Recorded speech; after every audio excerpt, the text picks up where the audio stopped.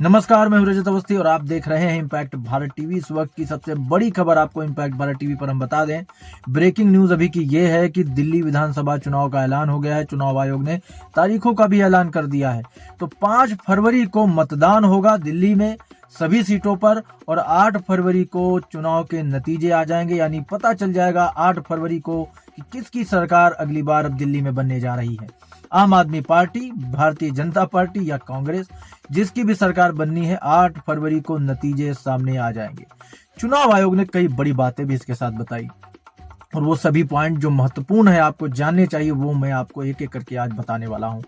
तो दिल्ली की 70 विधानसभा सीटों पर चुनाव का ऐलान हो गया है। विधानसभा सीटों पर जो चुनाव होना है वो मैंने आपको बता दिया है कि 5 फरवरी को चुनाव होगा और 8 फरवरी को नतीजे आएंगे। दिल्ली में एक चरण में 5 फरवरी को मतदान होगा और 8 फरवरी को मतगणना की जाएगी। साल 2020 के चुनाव में आम आदमी पार्टी ने 62 सीटों पर जीत दर्ज की थी। भाजपा के खाते में 8 सीटें आई थी, जबकि कांग्रेस का खाता भी नहीं खुल पाया था दिल्ली में।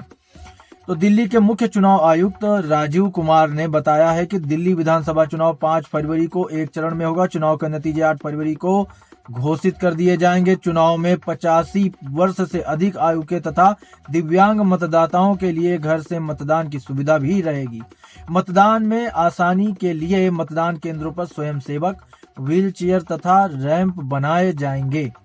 चुनाव आयोग ने राजनीतिक दलों को नसीहत भी दी। चुनाव प्रचार में भाषा का ख्याल रखने को कहा। महिलाओं के खिलाफ गलत भाषा का इस्तेमाल न करने की सलाह भी चुनाव आयोग ने दी है।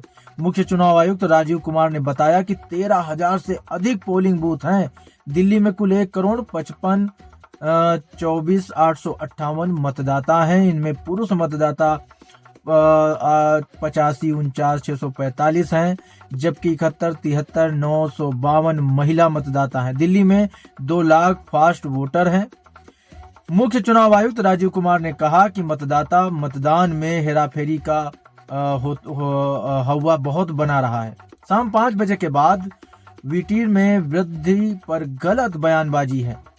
लोकसभा और महाराष्ट्र चुनाव में करोड़ों मतदाताओं के नाम गलत तरीके से जोड़े जाने के आरोप भी लगे हैं और इसके साथ साथ शक का इलाज किसी के पास नहीं है। उन्होंने कहा, वोटिंग पर झूठ के गुब्बारे न उड़ाएं, गड़बड़ी की शिकायत का हम जवाब देंगे। चुनाव को लेकर शंकाओं और को खारिज करते हुए चुनाव हम सबकी साझा विरासत है, ऐसा कहना है चुनाव आयुक्त। मुख्य चुनाव अधिकारी राजीव कुमार ने कहा कि ईवीएम मतगणना के लिए पूर्णतः सुरक्षित है। ईवीएम से छेड़छाड़ के आरोप निराधार हैं। हम अब इसलिए बोल रहे हैं क्योंकि चुनाव के समय हम नहीं बोलते। वीवीपीएटी प्रणाली वाली ईवीएम मतदान प्रणाली की सटीकता सुनिश्चित करती है। पुराने पेपर बैलेट की वापसी अनुचित और प्रतिगामी है। इसका उद्देश्य चुनावी प्रक्रिया को पटरी से उतारना ही है। चुनाव आयुक्त राजीव कुमार ने कहा कि ईवीएम में अविश्वसनीयता या किसी खामी का कोई सबूत नहीं है। ईवीएम में वायरस या बग आने का कोई ख्याल ही नहीं है, कोई सवाल भी नहीं है। ईवीएम में अवैध वोट होने का सवाल भी नहीं उठता, कोई धांधली संभव ही नहीं है। हाई कोर्ट और सुप्रीम कोर्ट अलग अलग फैसलों में लगातार यही कह रहे हैं और क्या कहा जा सकता है। ईवीएम मतगणना के लिए फुल प्रूफ डिवाइस है। टेम्परिंग के आरोप बेबुनियाद हैं। हम अभी बोल रहे हैं क्योंकि चुनाव के समय हम नहीं बोलते हैं। चुनाव आयुक्त राजीव कुमार ने कहा कि भारतीय मतदाता बेहद जागरूक है। मतदाता सूचियों को लेकर अब भी कहानियां चल रही हैं।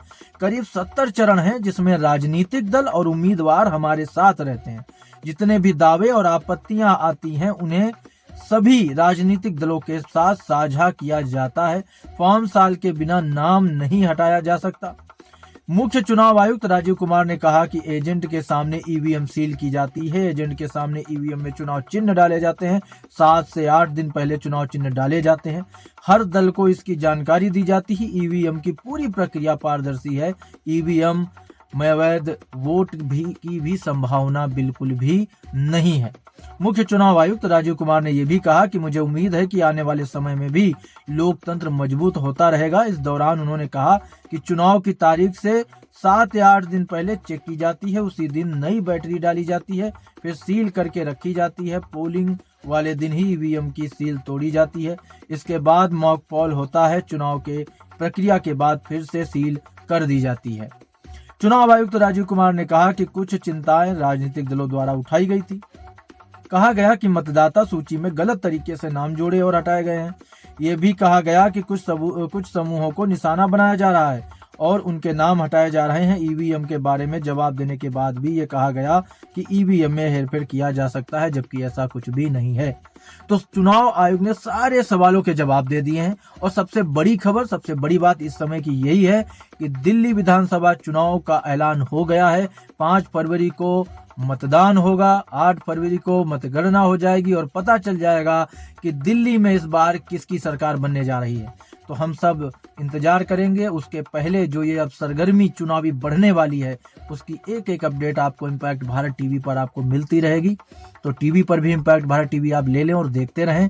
साथ ही इम्पैक्ट भारत टीवी के यूट्यूब चैनल को भी सब्सक्राइब कर लें, अधिक से अधिक लोगों तक शेयर कर दें, क्योंकि हर अपडेट, हर बड़ी खबर सबसे पहले आपको यही मिलेगी।